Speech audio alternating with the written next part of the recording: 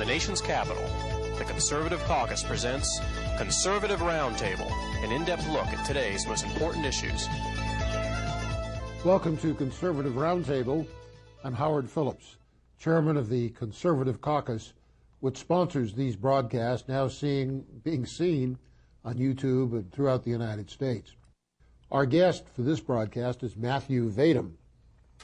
Matthew is a senior editor at Capital Research Center, a superb organization in D.C., a think tank which studies the politics of philanthropy with a special focus on left-wing advocacy groups.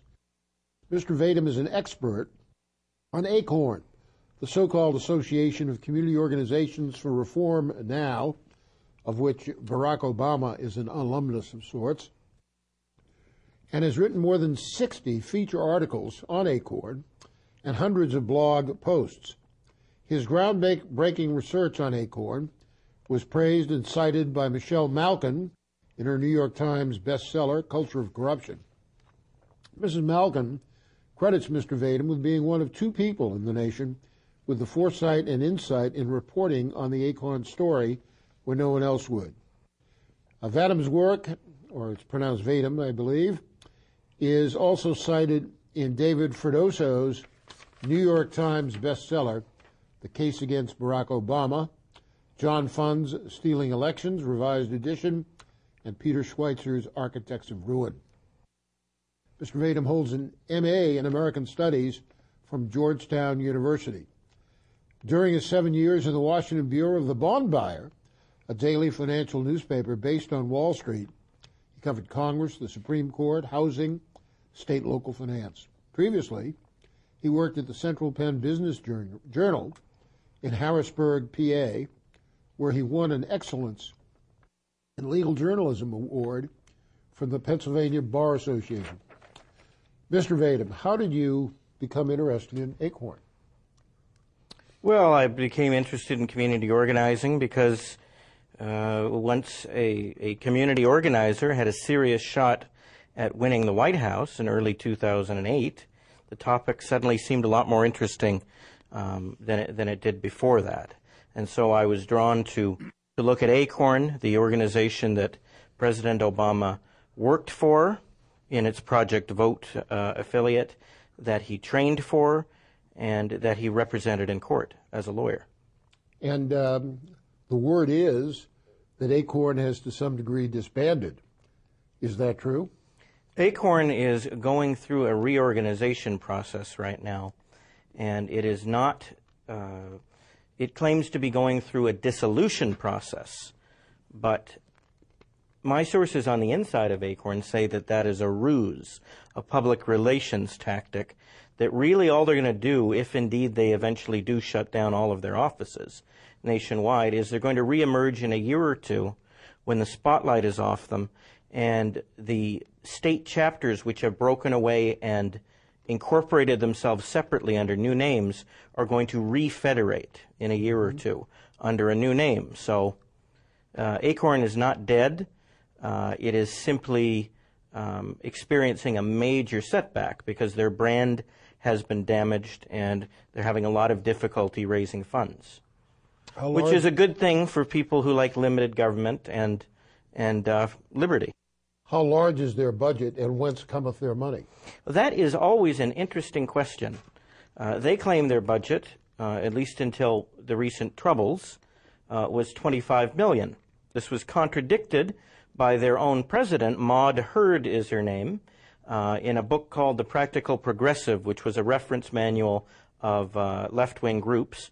She claimed the budget was $50 million. Former chief organizer and founder of ACORN, Wade Rathke, claimed about a year ago that ACORN's total budget was in excess of $100 million. So all of that really no one knows what their budget is. That came from the federal government? No. A percentage of it comes from the federal government. Not an extremely large percentage, but really the federal government shouldn't be funding it at all. Most of it comes from membership dues. It had 400,000 members, each paying about $120 a year. So I'm no mathematician, but that's about $48 million a year. Plus, they got significant donations from left-wing foundations, such as George Soros's Open Society Institute, the Ford Foundation, the Annie E. Casey Foundation, the Marguerite Casey Foundation, and a lot of banks that they had shaken down over the years. So all of that, most of that has been cut off as a result of their the undercover video saga and an internal embezzlement scandal. From 1970 to 1973, I was an employee of the United States Office of Economic Opportunity. One of my predecessors was Frank Carlucci as director of the agency, and my recollection is that he was the first one to fund ACORN back in 1971, I think it was. I became director of the agency in 1973, and as director, I attempted to cut off all money to every conceivable left-wing activist group, and I believe ACORN was one of those whose money I cut off. And, National Welfare Rights Organization, many, many others, I cut off dozens and dozens and dozens of them. When I left OEO, I was sued by about 50 different organizations.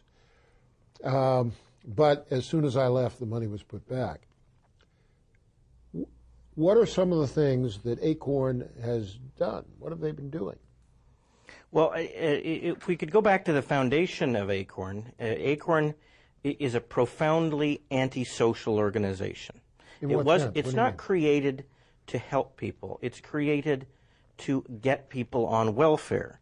It grew out of the welfare rights movement of the mid to late 1960s. George Wiley. George Wiley, that's right, and that was given a big boost by the Marxists, Frances Fox Piven and her husband, who's now deceased, Richard Cloward. That's right. I remember them both well. They were arch adversaries of mine when I was director of OEO. Well, then you must be a good man. Anyway, they're hardcore Marxists, and they came up with a strategy of that's been called the Cloward-Piven strategy of orchestrated crisis, and the idea was to get as many people on welfare as possible in order to overload the system and bring it down. 500 welfare rights chapters were organized during the Republican administration of Richard Nixon behind the leadership of Frank Carlucci and Don Rumsfeld. With tax dollars. With tax dollars. I did my best to cut it down. It eventually stopped, partly because George Wiley died in a drowning accident. Right, in a boating accident in Chesapeake Bay, about 73 or so. Yeah. You have a good memory. Good for you. Thank you. But ACORN grew out of the National Welfare Rights Organization of George Wiley. George Wiley had been set up in the organization, the NWRO, by Piven and Cloward, and then Wade Rathke was hired as one of his organizers. He was also a draft resistance organizer for the radical and sometimes violent Students for a Democratic Society that gave us the Weather Underground later. And by the way, before I was director of OEO, I visited Indian reservations, migrant operations that were being funded by OEO, and in almost every one of them, I found an SDS activist as an organizer. They were all trained by the Students for a Democratic Society. And now a lot of these people are in government, so running. Well, they were in government then, yeah. It's quite unfortunate. It is. We have to take a break now, and when we come back, I'd like to hear about a very well-publicized video which was taken of supposedly an ACORN operative facilitating a prostitution operation. So when we get back, we will learn more about that. Please stay with us.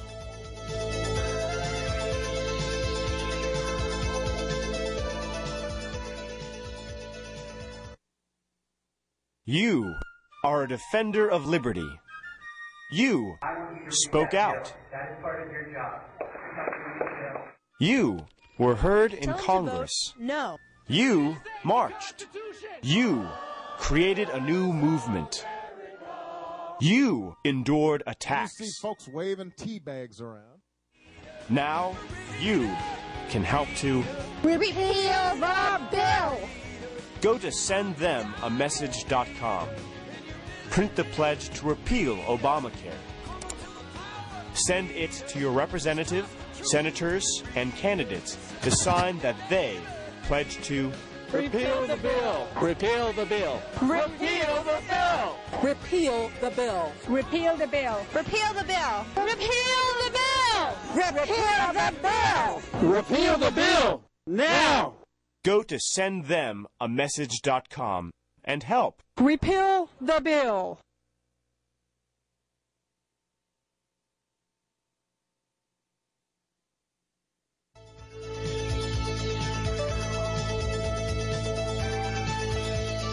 Welcome back to Conservative Roundtable.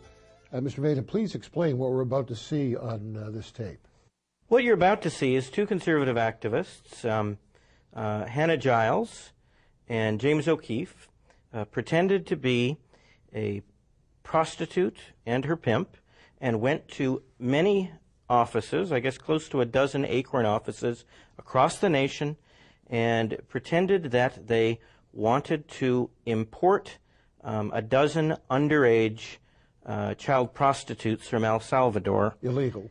That's right. Wanted to smuggle them in illegally, or they've changed the scenario a little bit in some of the offices. They were already here. They were waiting, on a boat, what have you. And they asked for advice on what to do and how to set up a brothel. And in almost all cases, the ACORN workers bent over backwards to counsel them on how to get a home loan, how to commit tax evasion by, for example, the office in Brooklyn, they told them to take cash and bury it in a tin can in the backyard. And presumably somebody counseling on government programs shouldn't be telling people how to evade the law and how to defraud the government, but that's what they did, and they did it again and again and again. And the left claimed entrapment, but it can't be entrapment because the police weren't involved. It was more of a compliance test of the exact same sort that ACORN is involved in testing to ensure fair housing regulations, to make sure that people aren't being discriminated against on the basis of their race in rental housing. And they do that with grants from HUD. So, turnabout is fair play. And what happened is there have been a number of investigations, and the consensus has been that, and this is quite controversial, that the ACORN employees didn't actually do anything illegal. But we know that the only reason they didn't do anything illegal is because the fake pimp and prostitute never returned to their offices to follow through on the conspiracy. So that's why that never happened. But the beauty of the videotape saga is that it exposed to all of America just how corrupt ACORN is. Let's watch the tape and you decide for yourself. Are you trying to go? I'm using the money that she's getting, you know what I mean? Okay, but you don't know where it's coming from. I personally know where it's coming from. Right, but when the police ask you, you don't know where it's coming from. Is what we're trying to tell you. All right. We're looking out for you. Did you declare it all, or? I didn't declare a dime. No. Wow. It's cash. You don't have to. No. It's kind of We'll play on boosting my words, ego. but you're a performing artist. All right. Okay? So stop saying busted. Well, she's very honest. Yeah, but honest is not going to get you the house. Yeah. That's why you probably been denied. It's better in Tijuana. Tijuana? Yeah. Why? Because I have a lot of contacts in Tijuana. Okay, and they might be able to assist crossing the border? Yeah. Okay. There's like 12 of them. Is that okay? 12? 12 girls. There's But 12 they're young. girls. They're young. But there's like 13 to 15 years old. Okay. Yeah. Because we don't want that to have a paper trail. We don't want that money coming out of that business. Yeah. You know what I mean? You got these girls doing these sex tricks, and you don't want it public. That's true. Yeah. Because if I'm running for campaign, I'm running for Congress, I don't want people to find out where the money came from. Yeah. Oh, yeah. That's very important. So But you see, that's the part, the research that I would have to do. Okay. To find out how we can do that. Okay. Without it being so in the open. Got it. There are ways. People do it all the time. I'm not familiar with it. Yeah, there are ways, especially out here in California. So. Wow. Give me some time. I don't know, I'm gonna give you my phone number and I say by Wednesday, call me. Wednesday? Yeah, by Wednesday of this. Use some of this money for my political campaign. How can I start thinking about this long term so that I don't get caught with the feds or something like that? Okay, I think in my business, it was mostly cash. Okay. What are we supposed to declare it as anyway? Underage trafficking girls from El Salvador? You would declare it the guy comes in, he pays for it. You know, Louise or whoever. Yeah. You know, and along with that, he buys a bottle of, I don't know, St. John's Wort. Okay. If you just don't say, you know, one, you know. Landlords? You don't have to tell them. They'll find out when they see a busload of children coming into the house. Okay, let's see. You could call it a group home. Those are significant videos. Please tell us what impact they had. What happened is they had a devastating impact on the support that ACORN enjoyed in Congress. And the left in Congress, for the most part, stopped defending ACORN. They threw it under the bus as an organization and allowed a statute to be enacted. A congressional ban on funding for ACORN was passed within weeks. It might have even been within days of the first videotape surfacing in mid-September of 2009. So it had a devastating impact, and it caused a ripple effect with all sorts of new investigations being launched across the entire country. Louisiana Attorney General, because that's where ACORN's headquarters is or was, went in and seized a lot of computers and records, and there have been plenty of other investigations, many of which are still in progress. So, and then their funders abandoned them, and only the most hardcore of the left-wing charities and foundations are still funding ACORN. So, what is the state of play in Congress currently? Well, that is complicated, and it changes day by day. But what happened is that in mid-April of this year, the Obama administration asked for the congressional ban on funding to be reinstated. It had been struck down by a renegade judge a few months before that. A woman named Nina Gershon of the Eastern District of New York ruled in December of 2009 that the funding ban on ACORN was an unconstitutional bill of attainder. And just for your audience, to keep it simple, that means a punishment without a trial, which is forbidden in the Constitution. And she's the same judge who told Rudy Giuliani that he had, when he was mayor of New York, that he had to keep funding offensive art exhibits at the Brooklyn Museum of Art, like the one that showed the Virgin Mary and that used elephant dung on the canvas. Is it a punishment to withdraw federal funding? I don't think it is. I don't think it is. I think if Congress had passed a law saying we're seizing ACORN's property, you know, or we're going to imprison, you know, employees X, Y, and Z, or expose them to some sort of So the people's elected penalty. Representatives are under no obligation to continue funding private That's my groups. understanding. That's why we elect people to Congress, so that members of Congress appropriate. That's their power. Now, isn't it curious that the Obama administration would rally to the defense of ACORN, given Obama's long-standing connection with ACORN? Right. Well, yeah, absolutely. But the Obama administration has been talking out of both sides of its mouth. In mid-March, the Office of Management and Budget Director, Peter Orszag, issued a memo to federal agencies saying it was okay to continue to resume funding ACORN. And then, I guess that was countermanded, in effect, in April when the U.S. Court of Appeal for the Second Circuit reinstated the congressional funding ban. So, at the request of Obama's Justice Department. So, the Department of Justice is saying don't fund ACORN, but the Office of Management and Budget is saying go ahead and fund ACORN. So Obama's trying to have it both ways. Who are the principal critics of ACORN in Congress? Principal critics of ACORN in Congress, in the House, are Congresswoman Michelle Bachmann, a Republican from Minnesota, and Congressman Steve King, Republican from Iowa.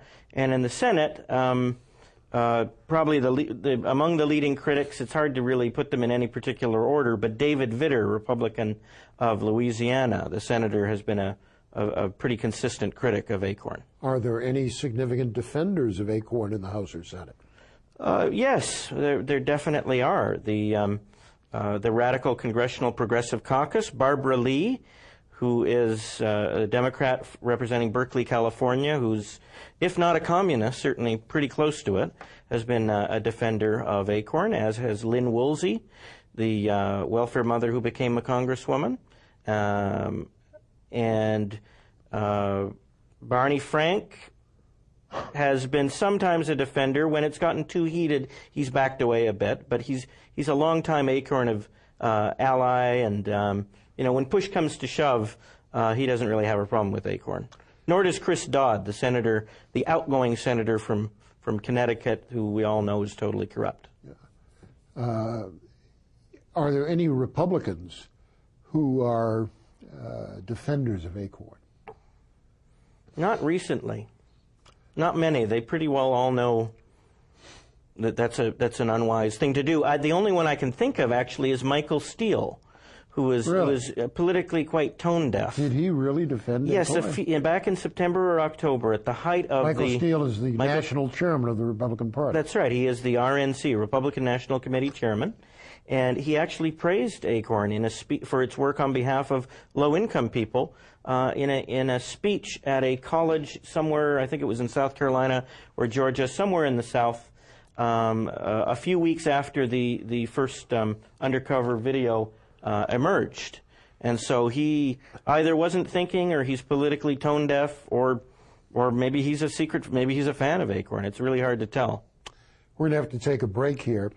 In a couple of minutes that are left at the end of the program, I'd like you to tell us a little bit more about some of your other projects. I'm a big fan of Terry Scanlon and the Capital Research Center. It's a great organization. And we'll learn more about what they're up to when we come back from these messages.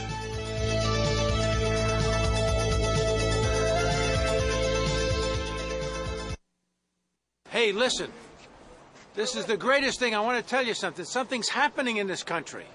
And I want to tell you, look around my friends here. My friends here in Washington, come over here. See all these great people? These great folks are here because they want to take the country back to the direction of the Founding Fathers and stop all this nonsense that's going on and stop this, immersion into socialism, which is happening. We've got to stop it. And every day we're losing a little bit of our freedom.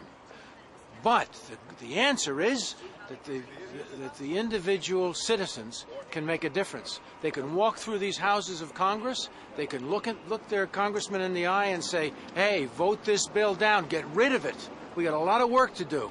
And the first thing we have to do is get rid of the garbage and the attacks on our freedoms. This is it. So anyway, that's what these guys are doing here today to do. Yes! And I say, all of you guys out there, within the sound of my voice and the visual that this great gentleman has created, get down here and do your responsible citizenship by going and seeing your representatives and telling them, what you want, because this is your house. It's not their house.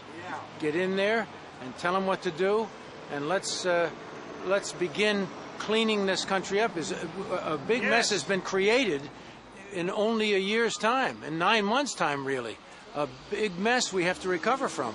We got to start work. We got to throw some people out. So anyway, I love this country. I love you. Go do your job. Thank you for your help. Thank you.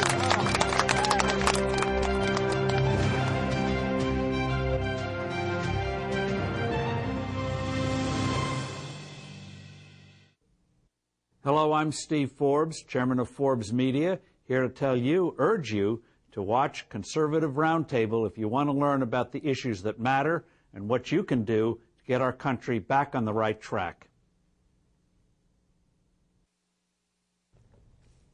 If you're interested in the kinds of issues we review on Conservative Roundtable, I hope you'll check out the website of the Conservative Caucus, which produces these broadcasts. www.conservativeusa.org. If you want to receive our publications free of charge, including the Howard Phillips Issues and Strategy Bulletin and Member's Message, please fax us your address, 703-281-4108, or drop us a note at 450 Maple Avenue East, Vienna, Virginia, 22180. We've been pleased to have as our special guest Matthew Vadum, who has taken the lead in exposing the federally funded corruption of ACORN in his work at the Capitol Research Center.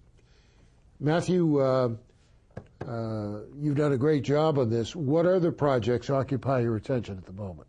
Well, we've started, now that there's all this interest in community organizing, we've started a larger project, Community Organizing Watch, which has the pleasant acronym COW, and I actually coined the term myself, so I think it's kind of funny. So the COW project takes up a lot of my time, and milk it for all it's worth. We will try to. Yeah.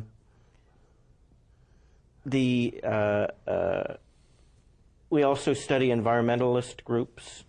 We write a lot about Al Gore and his profiteering off of global warming hysteria, and it looks like that may be coming to an end now that the scientific consensus is moving the other way, and people are waking up to the fact that there isn't any global warming, and even if there is, we didn't cause it. It's not so bad, and there's nothing we can do about it anyway. And Al Gore's not going to have to give back his money. No, he's not. He's not. I wonder if anyone will be able to sue him. Maybe not.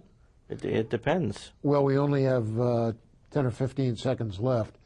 Let me again thank you for the pioneering work you've done in exposing ACORN, Obama's organization. And all I can say is keep up the good work in regards to your colleagues. Thank you. Thank you very much, and thank you for watching Conservative Roundtable.